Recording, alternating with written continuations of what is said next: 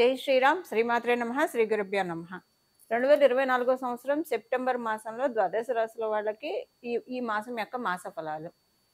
ఈ మాసం యొక్క మాస ఫలాలు ప్రసాదించే గ్రహ దేవతల యొక్క గోచార స్థితిగతుల్ని ప్రథమంగా మనం తెలుసుకుందాం. వృషభ రాశిలో గురుదేవుని సంచారము, మిథున రాశిలో మంగళ సంచారము. ఈ నెల బుధ భగవానుడు మూడు రాశుల్లో సంచరించబోతున్నారు. ఈ నెల 4వ తారీఖు వరకు కర్కాటక రాశిలో బుధ భగవానుడి సంచారం ఉంటుంది. 5వ తారీఖు నుంచి కర్కాటక రాశి నుంచి సింహ రాశిలోకి ఆయన అడుగు పెట్టబోతున్నాడు. అలాగే ఈ నెల 24వ తారీఖు నుంచి సింహ రాశిలో ఉన్న బుధ భగవానుడు కన్యా రాశి స్వస్థానగతుడు అవుతూ ఉన్నాడు. సూర్యనారాయణమూర్తి స్వక్షేత్రమైన సింహరాశిలో సంచారం సాగిస్తూ ఉన్నారు ఈ నెల 16వ తారీఖు వరకు. అంటే మొదటి తారీఖు ఫస్ట్ నుంచి 16వ తారీఖు వరకు కూడా ఆయన సింహరాశిలో ఉంటారు. 17వ తారీఖు నుంచి సింహరాశిలోంచి కన్యా రాశిలోకి ఆయన అడుగు పెడతాడు. శుక్ర భగవానుడు మరి కేతుదేవునితోటి కూడి కన్యా రాశిలో సంచారం చేస్తూ ఉన్నారు. ఈ నెల 19వ తారీఖు నుంచి ఆయన కన్యా రాశి నుంచి విడివడి ఆయన స్వక్షేత్రమైన తులారాశిలోకి వచ్చి స్వస్థానగతుడు అవుతూ ఉన్నాడు. స్వక్షేత్రమైన కుంభరాశిలో శనీశ్వరుడు వక్రించిన శనీశ్వరుడు సంచారం జరుగుతూ ఉంది. మీన రాశిలో రాహుదేవుని సంచారం జరుగుతూ ఉంది. ఈ గోచార గ్రహాలు ఈ గోచారంలో గ్రహ దేవతలు ఈ స్థానాల్లో ఉన్నాయి. ఈ మాసంలో ఉన్న ప్రత్యేక అంశం ఏంటంటే బుధ భగవానుడు 3 రాశుల్లో సంచారం చేస్తూ ఉన్నాడు. కర్కాటక రాశి, సింహరాశి మరియు కన్యా రాశి. ఈ 3 రాశుల్లో అంటే 3 రాశుల యొక్క ఎనర్జీస్ని ఆయన క్యారీ చేస్తూ ఉన్నారు ద్వాదశ రాశుల వాళ్ళకి, అలాగే ద్వాదశ లగ్నాల వాళ్ళకి. ఏం ఎనర్జీస్ క్యారీ చేస్తూ ఉన్నారు? ద్వాదశ రాశుల వాళ్ళకి ఈ ఎనర్జీస్ పాజిటివ్గా ఉంటాయా, నెగిటివ్గా ఉంటాయా, ఈ తదితర విషయాలన్నీ కూడా ఇప్పుడు మనం ఒకసారి కూలంకుషంగా మాట్లాడుకుందాము. దానికంటే ముందుగా ఈ నెల 2 గ్రహాలు స్వస్థానం అంటే ఈ నెల 3 గ్రహాలు స్వస్థానంలో 4 గ్రహాలు స్వస్థానంలో ఉన్నాయి. అది ఎలానో నేను మీకు ఇప్పుడు చెప్తాను. కుంభరాశిలో శనీశ్వరుడు ఆల్రెడీ ఎప్పటి నుంచో స్వస్థానగతుడయ్యే ఉన్నారు. సూర్యనారాయణమూర్తి ఈ నెల 16వ తారీఖు వరకు ఆయన స్వక్షేత్రమైన సింహరాశిలో ఆయన సంచారం చేస్తాడు. 17 నుంచి స్వక్షేత్రం నుంచి విడివడి కన్యా రాశిలోకి వెళ్తాడు. ఈ నెల 24వ తారీఖు నుంచి బుధ భగవానుడు కూడా స్వస్థానగతుడు అవుతున్నాడు. అంటే ఆయన రాశి అయిన కన్యా రాశిలో ఆయన సంచారం చేస్తూ ఉన్నాడు. ఈ నెల 19వ తారీఖు నుంచి శుక్ర భగవానుడు కేతు భగవానుడు తోటి కూడి సంచారం చేస్తున్న శుక్ర భగవానుడు ఆ కలయికకు బ్రేక్ చెప్పేసేసి తులారాశిలోకి ఆయన ఎంటర్ అవుతున్నాడు 18వ తారీఖు నుంచి. అంటే ఆయన కూడా స్వస్థానగతుడు అవుతూ ఉన్నారు. ఈ నెల అంటే గోచారంలో 4 గ్రహాలు స్వస్థానంలో ఉంటున్నాయి. అంటే మధ్య మధ్యలో స్వస్థానంలో ఉంటున్నాయి. నెలంతా కూడా లేకపోయినా నెలంతా స్వస్థానంలో ఉన్నదైతే శనీశ్వరుడు వక్రించి ఉన్నా కూడా ఆయన మకర రాశి వైపే కాబట్టి ఆయన ఒక్కడే నెలంతా స్వక్షేత్రగతుడే అన్నది. మిగతా గ్రహాలు రవి, బుధ మరియు శుక్రులు వీళ్ళు మధ్యలో స్వస్థానగతులవుతున్నారు. స్వస్థానం నుంచి వేరే రాశిలోకి వెళ్తూ ఉన్నారు. అయితే ఈ మాసంలో ఉన్న ప్రత్యేక అంశం ఏంటంటే మనకి ఈ మాసం చివరన కన్యా రాశిలో రవి బుధులు అంటే కన్యా రాశిలోకి సూర్యనారాయణమూర్తి 17వ తారీఖు నుంచి వచ్చేసిన బుధ భగవానుడు 24వ తారీఖు నుంచి ఈ రాశిలోకి వస్తున్నారు కాబట్టి ఇది బుధాదిత్య యోగం అని చెప్పాలి. బుధాదిత్య యోగము ద్వాదశ రాశుల వాళ్ళకి, ద్వాదశ లగ్నాల వాళ్ళకి అప్లికేబిలిటీ ఉంటుంది. ఎప్పుడైనా ఈ బుధాదిత్య యోగము కన్యా రాశిలో చాలా పవర్ఫుల్గా ఉంటుంది. అలాగే అంటే మోస్ట్ పవర్ఫుల్ అంటే బుధ భగవానుడికి అది త్రికోణ స్థానం కాబట్టి ఈ కన్యా రాశిలో పడే యోగాలు ఎప్పుడైనా కూడా మిగతా రాశుల్లో కంటే కూడా ఎక్కువ పవర్ని సూచిస్తూ ఉంటాయి. అది ఆ యోగం ఏంటంటే బుధాదిత్య యోగము. ఇంకా మిగతా రాశుల్లో కంటే అంటే మిగతా రాశుల్లో బుధాదిత్య యోగం ఉండదు. సింహరాశిలో ఏర్పడ్డా, మిథున రాశిలో ఏర్పడ్డా, మేష రాశిలో ఏర్పడ్డా, కన్యా రాశిలో ఏర్పడ్డా ఈ 4 రాశుల్లో కనుక బుధాదిత్య యోగం ఉంటే కనుక చాలా చక్కటి అద్భుతమైన రిజల్ట్స్ ఇస్తుంది ఈ యోగము. మిగతా రాశుల్లో అంత వీక్గా ఉంటుంది, అంత స్ట్రాంగ్గా అయితే ఉండదు. అయితే ఈ 4 రాశుల్లో కూడా ఎక్కువ బలోపేతమైన రాశి ఏదైనా ఉంది అంటే కనుక డెఫినెట్గా అది కన్యా రాశి అనే చెప్పాలి. ఎందుకంటే బుధ భగవానుడు ఆయన స్వక్షేత్రము మరియు త్రికోణ స్థానం కూడా కాబట్టి ఈ నెల ప్రత్యేకించి ఏంటంటే కమ్యూనికేషన్స్ అన్నీ కూడా ఈ నెల యూనిక్గా అప్లికేబుల్ అయ్యే పాయింట్ అందరికీ కూడా సర్వజనావళికి కూడా యూనిక్గా అప్లికేబుల్ అయ్యే పాయింట్ ఒక 2 మాట్లాడుకొని తర్వాత విడివిడిగా ఏ రాశుల వాళ్ళకి ఎలా ఉంటుందో మనం చూద్దాము. యూనిక్గా అప్లికేబుల్ అయ్యే పాయింట్ ఏముంటుందంటే మ్యాక్సిమం అందరితోటి రిలేషన్స్ చాలా కుదుట పడతాయి. సంబంధాలు మెరుగవుతాయి. సంబంధ బాంధవ్యాలు చాలా మెరుగవుతాయి. ఒకవేళ ఎవరైనా వాటిలతోటి బాధపడుతుంటే, అరే! మనల్ని అవతలోడు సరిగ్గా అర్థం చేసుకోవట్లేదని బాధపడుతున్న వాళ్ళకి డెఫినిట్‌గా మేబీ ఒకవేళ మీరు సమ్‌టైమ్స్ అజంప్షన్స్ వల్ల కూడా కొన్ని ప్రాబ్లమ్స్ వస్తాయి. ఊహాగానాల వల్ల కూడా కొన్ని ప్రాబ్లమ్స్ వస్తాయి. సపోజ్ ఒకవేళ అలాంటి ఊహాగానమే అవతల వాళ్ళ మీద మీకుండి వాళ్ళు మిమ్మల్ని అర్థం చేసుకోవట్లేదని మీరు బాధపడుతుంటే, అది తొలగిపోయే విధంగా కొన్ని సిట్యుయేషన్స్ క్రియేట్ అవుతాయి. అరే! నేనే తప్పుగా అనుకున్నాను. వాళ్ళు కరెక్ట్‌గానే ఉన్నారు అని అనుకుంటారు. నిజంగానే వాళ్ళు కనుక ఎవరైనా సరే తప్పుగా అనుకుంటుంటే వాళ్ళు తెలుసుకుంటారు. సో, ఇదనే కాదు ఎక్కడైనా ఏదన్నా ట్రాన్సాక్షన్స్‌లో ఇప్పుడు డబ్బు విషయాల్లో కావచ్చు, ఏదైనా వ్యవహారాల్లో ఎవరికైనా పొరపచ్చాలు వస్తాయి. అవన్నీ సెటరేట్ అవుతాయి. ఒక్క మాటలో చెప్పాలంటే అందరి మనసుల్లో ఉన్న పొరపచ్చాలన్నీ కూడా మాక్సిమం కట్ డౌన్ అవుతాయి. ఎప్పుడు కూడా ఇది కలియుగంలో మనం ఉన్నాం. ఏది 100% అయితే సాల్వ్ అయ్యే ప్రాబ్లమ్ ఉండదు. బట్ 70% సాల్వ్ అయ్యే ప్రాబ్లమ్స్ ఉంటాయి. 30% అనేది అనుభవించి తీరాల్సిందే. మనం ఏం చేయలేం. ఎంత గ్రహదేవతల ఆశీస్సులు మనకు అందిస్తూ ఉన్నా కూడా 30% అన్‌సర్టెనిటీ అనేది డెఫినిట్‌గా మన లైఫ్‌ని లీడ్ చేస్తూనే ఉంటుంది. అది కలిపురుషుడి యొక్క ప్రకోపం వల్ల. ఇక కొన్నిటికి మనం సరెండర్ అయితే కనుక మన లైఫ్ చాలా బాగా ఉంటుంది. సో, ఇప్పుడు నేను ఈ విషయం అంతా ఎందుకు చెప్తున్నా అంటే యూనిక్‌గా అందరి మధ్య మంచి సంబంధ బాంధవ్యాలు ఏర్పడతాయి. సో, వసుదైక కుటుంబకం అనే నానుడిని నిజం చేస్తున్నా అన్నట్లు ఈ మాసం చివరి నుంచి మనకి కొనసాగుతుంది. అంటే 24వ తారీఖు నుంచి ఇప్పుడు నేను చెప్పిందంతా 24వ తారీఖు నుంచి అప్లికేబిలిటీ ఉంటుంది. బట్ 17వ తారీఖు నుంచి కూడా దీనికి కర్టెన్ రైజర్ అని చెప్పాలి ఈ విషయానికి. ఇది అందరికీ యూనిక్‌గా అప్లికేబిలిటీ ఉంటుంది.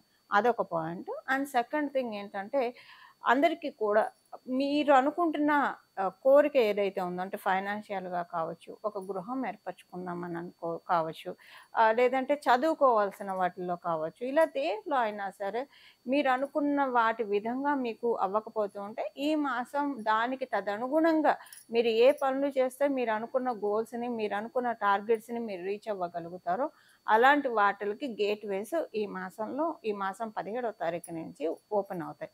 ఇది ద్వాదశ రాశుల వాళ్ళకి, ద్వాదశ లగ్నాల వాళ్ళకి అందరికీ యూనిక్‌గా అప్లికేబుల్ అయ్యే పాయింట్స్ ఇప్పుడు నేను చెప్పినది. ఇప్పుడు మనము అసలు ఏ రాశి వాళ్ళకి ఈ మాసం అంతా ఎలా ఉంటుంది? అన్ని రాశుల వాళ్ళకి ఈ మాసం అంతా ఎలా ఉంటుందో మనం ఇప్పుడు చూద్దాము. తులా రాశిలో పుట్టిన వాళ్ళకి. మీరు తులా రాశిలో పుట్టినా, తులా లగ్నంలో పుట్టినా ఈ మాసం మీ గోచార గ్రహస్థితులు మనం ఒకసారి కాలిక్యులేట్ చేద్దాం. అంటే గోచార గ్రహస్థితుల ఫలితాలు మనం తెలుసుకుందాము. యూనిక్‌గా ఏంటంటే ఈ మాసం మీ రాష్ట్రాధిపతి శుక్రాచార్యుల వారు స్వస్థానగతులు అవుతారు. అది మీకు మంచిది. మీకు నవమ స్థానంలో మీకు మంగళ సంచారం జరుగుతూ ఉంది. నవమ స్థానంలో మంగళ సంచారము కుటుంబానికి సంబంధించిన విషయాల్లో కొన్ని మంచి మార్పులు తేబోతోంది. కొన్ని నిర్ణయాలు తీసుకుంటారు మీరు. మీరు కుటుంబానికి సంబంధించిన విషయాల్లో నిర్ణయాలంటే ఏదన్నా ఒక మంచి నిర్ణయం మీ పిల్లలకి సంబంధించిన విషయాల్లో కావచ్చు, లేదా ఒక ప్రాపర్టీస్ అక్యుములేట్ చేసుకునే విషయంలో కావచ్చు, లేదా సేవింగ్స్ విషయంలో కావచ్చు. వీటిల్లో ఏదైనా సరే ఒక మంచి ముఖ్యమైన నిర్ణయం అయితే తీసుకుంటారు. ఆ విధంగా మిమ్మల్ని ఇప్పుడు గోచార గ్రహస్థితులు ప్రేరేపిస్తూ ఉన్నాయి. సో, ఏదో ఒకటి ప్రోగ్రెసివ్ వేలో మిమ్మల్ని తీసుకెళ్ళాలి కాబట్టి ఇవి చాలా బాగా మీకు వర్తిస్తూ ఉంది ఈ మాసంలో. ఏదైనా మంచి డెసిషన్ తీసుకుంటారు. మీరు తీసుకునే డెసిషన్‌కి మీకు మీరు శభాష్ అనుకునే విధంగానే ఈ మాసం ఉంది గోచార గ్రహస్థితులు. ఎందుకంటే ఈ నిర్ణయం తీసుకొని నేను చాలా మంచి పని చేశానని అప్పుడప్పుడు మనల్ని మనం అప్రిషియేట్ చేసుకునే సమయాలు డెస్టినీ మనకు అందిస్తూ ఉంటుంది. అలా అందించే ఈ మాసం తులారాశి, తులా లగ్నంలో పుట్టిన వాళ్ళందరికీ కూడా. ఇప్పుడు మనం సెగ్మెంట్స్ వారీగా మనం మాట్లాడుకుందాం. ఈ సెగ్మెంట్స్ వారీగా మాట్లాడుకున్నప్పుడు మొదటగా మనం గృహిణుల గురించి మాట్లాడుకుందాం. వాళ్ళే కదా గృహలక్ష్ములు. సో, వాళ్ళ గురించి మొదటగా మనం మాట్లాడుకుందాము. అయితే ఈ గృహిణులు గురించి మాట్లాడుకునేప్పుడు అందరు మహిళల గురించి కూడా మనం మాట్లాడుకోవాలి.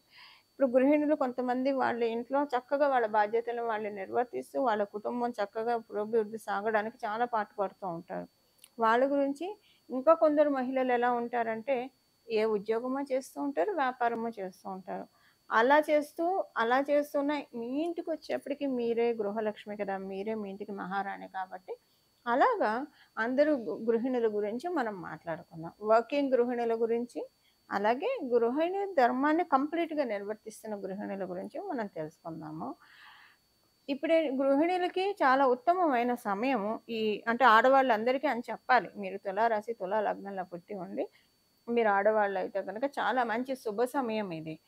ప్రత్యేకించి ఈ మాసం 15వ తారీఖు నుంచి అనుకూలతలు బాగా ఉన్నాయి మీకు. ప్రశాంతత. మ బుద్ధి బుద్ధి అనేది చాలా మైండ్ చాలా ప్రశాంతంగా ఉంటుంది.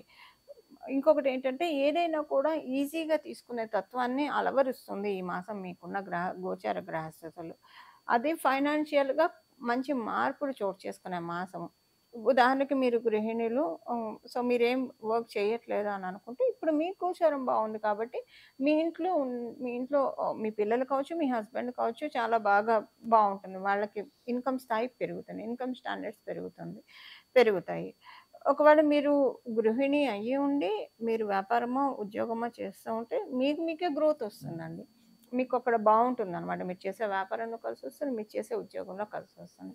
ఇలా ఈ మాసం గృహిణులకి అనుకూలంగా ఉంది. శుక్రాచార్యుల వారి బ్లెస్సింగ్స్ వల్ల అంత అనుకూలంగా ఉంది ఈ మాసము. కొంత 15వ తారీఖు వరకు కొంచెం పూర్తిగా అనుకూలంగా లేకపోయినా తర్వాత నుంచి చాలా అనుకూలంగా ఉంది. ఇది గృహిణులకి. ఉద్యోగస్తులకి ఈ మాసము చాలా చక్కటి శుభ సమయము. ఉద్యోగస్తులు కాకపోతే మొదటి 4 రోజులు మటుకు ఉద్యోగస్తులకి ఖర్చు విపరీతంగా ఉంటుంది. ఇది మీరు మహిళలా, పురుషులా ఎవ్వరైనా అందరికీ ఈ పాయింట్ వర్తిస్తుంది. బాగా డబ్బు ఖర్చుంటుంది. అమ్మ బాబోయ్! ఏంటి ఖర్చులు అసలు ఎక్కడ మీరు అనుకోని ఖర్చులు వస్తూ ఉంటాయి. ఇవెలా నియంత్రించాలో అర్థం కాదు. కానీ పోనీ మీరు కాలిక్యులేట్ చేసుకుంటే ఏ ఖర్చు అనవసరమైనది కాదు. అలా అనిపిస్తుంది. తర్వాత మొదటి 4 రోజుల్లో ఏదో ఒక రోజు లేదా మీ జన్మజాతకం బాగోకపోతే కనీసం ఒక 2 రోజులైనా మీకు ఈ డబ్బు ఖర్చుంటుంది. ఆ తర్వాత మళ్ళీ కట్ అయిపోతుంది. ఆ తర్వాత ఇంకా మాసమంతా ఈ పాయింట్ అప్లికేబిలిటీ అయితే ఉండదు. తర్వాత ఇంకా అనుకూలంగా ఉంటుందని చెప్పాలి. మొదటి వారంలో ఖర్చయిన డబ్బులు మీకు మళ్ళీ ఏదో ఒక రకంగా రీయింబర్స్ అవుతాయి. భగవంతుడి నుంచి రీయింబర్స్ అవుతాయి. సో, అంటే మీకొక మంచి ఆపర్చునిటీ రావడమో, లేదా ఏదన్నా అనుకోని అమౌంట్ ఎప్పటినుంచో ఎదురు చూసిన అమౌంట్ రావడమో, లేదా కొన్ని ఆశలు వదిలేసుకున్న అమౌంట్స్ రావడమో, ఇలా ఏదైనా జరుగుతుంది. సో, దాంతోటేంటంటే మీరు మళ్ళీ కొంత రిలీవ్ అవుతారు. పోన్లే అక్కడ పోయినా ఇక్కడొచ్చాయని అనుకుంటారు. ఉద్యోగస్తులకి ఇవి పాయింట్స్. వ్యాపారస్తులకి అనుకూలంగానే ఉంది. వ్యాపారస్తులకి అదృష్టకరమైన సంఘటన అయితే డెఫినిట్‌గా ఒకటి చోటు చేసుకుంటుంది. అదృష్టకరమైన సంఘటన ఒకవేళ మీరు వ్యాపారస్తులై మీ ఇంట్లో వాళ్ళకి ఆరోగ్యం బాగోకపోతే ఆరోగ్యం హీల్ అవుతుంది. చక్కగా కుదుట పడతారు. ఈ వ ఈ ఈ మాసం మీ ఇంట్లో వాళ్ళు కుదుట పడతారు. అలాగే వ్యాపారస్తులందరికీ కూడా ఈ మాసం ఏదైనా ఒక అదృష్టకరమైన విషయం చోటు చేసుకుంటుంది. ఆనందపడే విషయం అయితే చోటు చేసుకుంటుంది. మీ జన్మ జాతకం సహకరించకపోయినా డెస్టినీ అయితే అసలుంటూ కొంత మీకు ఏదో ఒకటి అనుకూలతలనైతే కలిగిస్తుంది. అదృష్టం కాకపోయినా అనుకూలతను కలిగిస్తుంది. మీ జన్మ జాతకం బాగుంటే డెఫినిట్‌గా ఒక అదృష్టకరమైన సంఘటన ఈ మాసంలో మీరు చూస్తారు. ఇది వ్యాపారస్తులందరికీ కూడా. విద్యార్థినులకి ఈ మాసము అనుకూలమైన శుభ సమయము. అనుకూలమైన శుభ సమయము కాకపోతే మీరు ఫ్రెండ్స్ తోటి కొంచెం జాగ్రత్తగా ఉండాలి. ఫ్రెండ్స్ తోటి ఎక్కువ మాట్లాడకుండా రిజర్వ్డ్‌గా ఉంటే ఈ మాసం మంచిది. First thing. And second thing ఏంటంటే విద్యార్థినులందరికీ కూడా ఈ మాసం మీకు కమ్యూనికేషన్స్ చాలా బాగా ఉంటాయి. అందరితోటి బాగా ప్రాపర్‌గా అంటే మీరు చెప్పాలనుకుంది ప్రెజెంటేషన్. కమ్యూనికేషన్ అంటే ఏదైనా ప్రెజెంటేషన్ చేసే అవకాశం మీకొస్తుంది. సో, మీ స్కిల్స్‌ని, మీ టాలెంట్‌ని, మీ ప్రతిభని అందరిలోకి ఎక్స్‌పోజ్ అయ్యే శుభ సమయము ఈ మాసంలో గోచర గ్రహస్థితిని మీకు కలగజేస్తుంది. అది ఏదైనా అవ్వచ్చు. మీ స్కిల్స్, మీ టాలెంట్ అందరికీ కూడా ఎగ్జిబిట్ అవుతాయి. చాలా ఇన్ ఎ గుడ్ నోట్‌లో మీరొక మంచి పేరు కూడా తెచ్చుకుంటారు. చాలా డిసిప్లిన్డ్ అవుతారు మీకు మీరే. అసలు యాక్చువల్‌గా గత మాసం నుంచే ఇది స్టార్ట్ అవుతుంది. డిసిప్లిన్డ్‌గా అవుతారు. మీ థాట్ ప్రాసెస్ చాలా ఫిల్టర్ అవుతుంది. సో, అన్ని మంచి నిర్ణయాలు తీసుకుంటారు. బావుంటుంది విద్యార్థినులకి ఈ మాసము. ఇప్పుడు మనం సీనియర్ సిటిజన్స్ గురించి మాట్లాడుకుంటే, సీనియర్ సిటిజన్స్‌కి ఈ మాసము పూర్తిగా అనుకూలంగా లేదు. అలాగని పూర్తిగా ప్రతికూలంగా కూడా లేదు. అందువల్ల ఏంటంటే, మీ జన్మ జాతకం సహకరిస్తే మీకు బాగుంటుంది. ఎందుకంటే పూర్తిగా అనుకూలంగా లేకపోయినా కొంతవరకు అనుకూలంగా ఉంది కాబట్టి, ఒకవేళ మీ జన్మ జాతకం సహకరించకపోతే కొంత ప్రతికూలంగా కూడా ఉంది. పూర్తిగా ప్రతికూలత లేదు గానీ, కొంత ప్రతికూలత ఉంది కాబట్టి, అది ఇంకా యాడెడ్ థింగ్ అవుతుంది. యాడెడ్ థింగ్ అవ్వడం వల్ల కొంచెం స్ట్రెస్ ఉంటుంది సీనియర్ సిటిజన్స్‌కి. సో, ఒక నెల, ఒక 2 నెలలు ఓపిక పడితే మీకు కూడా అంతా సెట్ అవుతుంది. అంటే మనం ఏదైనా పరిహారం చూస్తాం కాబట్టి, ఆ పరిహారం చేసుకుంటే కనుక ఒకవేళ మీ జన్మజాతకం ప్రతికూలంగా ఉన్నా దాన్ని కవరప్ చేసే విధంగా గోచారం మిమ్మల్ని కాపాడుతున్న అనుకూలమైన స్టేజ్‌లోకి తీసుకెళ్తుంది. ఇది తులారాశిలో పుట్టిన వాళ్ళందరికీ కూడా ఈ మాసం యొక్క గోచార గ్రహస్థితుల ఫలితాలు. ఈ మాసం చేసుకోవాల్సిన పరిహారం వచ్చేసేసి బుధాదిత్య యోగం కన్యా రాశిలో మనకి జరుగుతోంది. అందులో మనకి ఈ నెల 19వ తారీఖు నుంచి శుక్ర భగవానుడు కూడా స్వస్థాన గతుడు అవుతూ ఉన్నాడు తులారాశికెళ్ళి. ఆ రాశిలో ఆయన చాలా కంఫర్టబుల్‌గా ఉంటాడు. వృషభ, తులారాశులు, మకర, కుంభ రాశుల్లో ఆయన డెఫినెట్‌గా కంఫర్టబుల్‌గా ఫీల్ అవుతాడు. ప్రత్యేకించి తులారాశి కళత్రకారకుడైన శుక్ర భగవానుడు కళత్ర స్థానాల్లో చాలా బాగా ఉంటాడు. కళత్రం అంటే కళ్యాణం, స్పౌస్ అనమాట. ఆడవాళ్ళైతే మగవాళ్ళు కళత్రం అంటారనమాట. కళ్యాణం అనమాట. కళ్యాణ కారకుడు, కళత్ర కారకుడు, స్పౌస్ అని చెప్పాలి. సో, ఆ కళత్ర స్థానం మనకి సహజ కాలపురుషుడి కుండలిలో కళత్ర స్థానం చాలా బలంగా ఉంది. సో, శుక్ర భగవానుడు తులారాశిలో చాలా యాక్టివ్‌గా ఉంటాడు. అయితే ఇప్పుడు మనం బుధాదిత్య యోగము, అలాగే సప్తమ స్థానంలో శుక్రాచార్యుల వారి సంచారము. ఇది ఒక రకంగా మనం తెలుసుకోవాలంటే పంచమహాపురుష యోగాల్లో ఒకటైన మాలవ్య మహాపురుష యోగానికి కూడా ఇది కర్టెన్ రైజర్ అవుతుంది.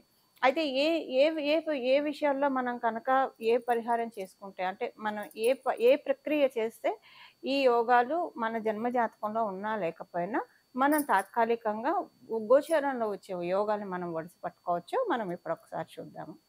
శుక్ర భగవానుడు మరియు రవి బుధులు ఈ 3 గ్రహాన్ని మనం ఈ మాసం పట్టుకోవాలి. ఈ మాసం మనం ఆరాధించాలి. అంటే గ్రహ దేవతల్ని ఆరాధించడం ఒక ఎత్తు. మీరంటే నవగ్రహ ప్రదక్షిణాలు చేసినా పర్వాలేదు. లేకపోతే గ్రహాది దేవతల్ని ఆరాధిస్తే కనుక ఇంకా చక్కటి ఫలితాలుంటాయి.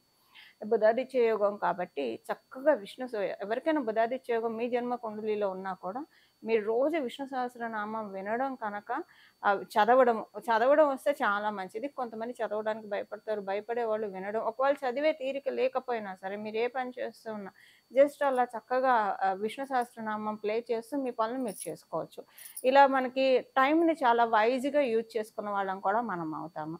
సో, అలా గనక మీరు విష్ణు సహస్రనామం చదవడానికి కానీ, లేదా వినడానికి కానీ ప్రయత్నిస్తే చాలా మంచిది.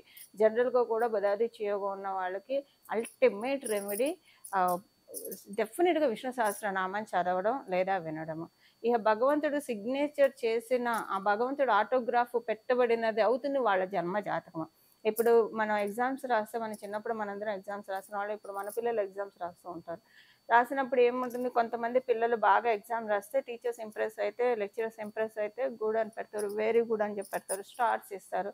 ఆ పిల్లలకి ఆ టైంలో అది చాలా వరంగా అనిపిస్తుంది. అలా టీచర్ అప్రిషియేట్ చేస్తే. అలా మన జన్మ జాతకాన్ని విష్ణుమూర్తి ఆటోగ్రాఫ్ ఇచ్చే క్రియ ఏదైనా ఉందా అంటే డెఫినెట్‌గా అన్‌డౌటెడ్‌లీ విష్ణు సహస్రనామం మాత్రమే మనం భగవంతుడి యొక్క ఆటోగ్రాఫ్ తీసుకోవడానికి మనల్ని అర్హుల్ని చేస్తుంది. అందున ప్రత్యేకించి ఇలాంటి యోగాలు ఉన్నప్పుడు ఇంకా భగవత్ శక్తి అత్యద్భుతంగా ఉంటుంది. అంటే ఇప్పుడు భగవంతుడు మనకెప్పుడు వరాలను అందించడానికి రెడీగానే ఉంటారు. కానీ గోచరంలో గ్రహ దేవతలు కావచ్చు, మన జన్మ కుండలిలో ఉన్న గ్రహ దేవతలు కావచ్చు, వాటిలికి సపోర్ట్ చెయ్యాలి. వీళ్ళు పూర్వజన్మలో ఈ కర్మ చేశారు. నువ్వెలా పూర్తిగా వరాన్ని ఇస్తావు? మా పనిని మమ్మల్ని చేసుకొని. లేదా ఈ జన్మలో ఇవి చేశారు. సో, వాటిలికి మేమివ్వాలి, ఫలితాలివ్వాలి అని ఏం చేస్తాయంటే భగవంతుడి కృప ఉండడం వల్ల ఏమవుతుందంటే కొంతలో మనకి తగ్గిపోతున్నాయి. అంటే ఎక్కడో పెద్ద రాయి వచ్చి తగలాల్సిన చోట చిన్న రాయితో వెళ్ళిపోతున్నాయి. భగవంతుడిని పట్టుకుంటా కనుక. ఇలాంటి ప్రత్యేకించి ఇప్పుడు గ్రహ దేవతలు కూడా వరమిస్తున్న సమయంలో కనుక మనం ఇలాంటి ప్రక్రియలు చేసుకుంటే కనుక అత్యద్భుతంగా యోగిస్తుందని చెప్పడంలో ఏమాత్రం సందేహం లేదు. బుధాదిత్య యోగం డెఫినెట్‌గా చాలా బాగా వర్కౌట్ అవుతుంది. అన్ని రాసుల వాడికి కూడా విష్ణు సహస్రనామం వినడం వల్ల లేదా చదివితే ఇంకా మంచిదండి.